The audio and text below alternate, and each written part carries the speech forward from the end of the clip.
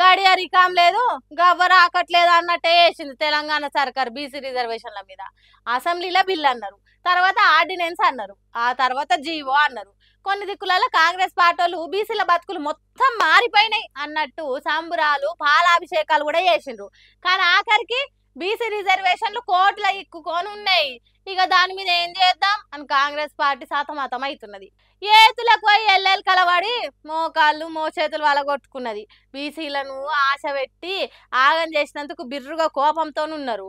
ఇటు రిజర్వేషన్లు ఇచ్చుడు ఇష్టం లేని వాళ్ళు కూడా కాంగ్రెస్ పార్టీ మీద కారాలు మిరియాలు ధాన్యాలు నోరుతున్నారు.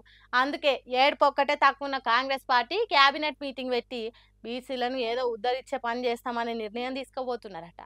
అంటే మా శక్తి కొద్దీ బీసీ రిజర్వేషన్ల కోసం కొట్లాడినాం కానీ చాలా మంది కుట్రలు చేసిండ్రు కాబట్టి మా పార్టీ తరపునే రిజర్వేషన్లు ఇస్తాం, నోటిఫికేషన్లు ఏ రిజర్వేషన్లు వచ్చినాయో దాని ప్రకారమే పార్టీ టికెట్లు ఇస్తామని చెప్తుంది కావచ్చు అని అంటున్నారు.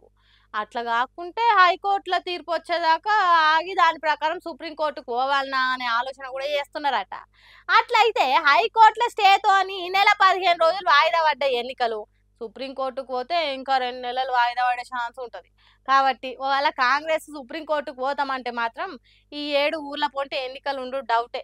మరి ఎసొంటి నిర్ణయం తీసుకొని కాంగ్రెస్ ముందట్టుకు పోతుంది. కాసింత నష్టం జరిగినా మంచిదే, పార్టీ పరంగా రిజర్వేషన్లు ఇచ్చి తీరుతామని ఎన్నికలు పెడితే మంచిగుండు అనే ఆలోచనలు ఉన్నారట తెలంగాణలో ఉన్న బీసీ లీడర్లు. ఇక చూడాలి ఏం జరుగుతుందో.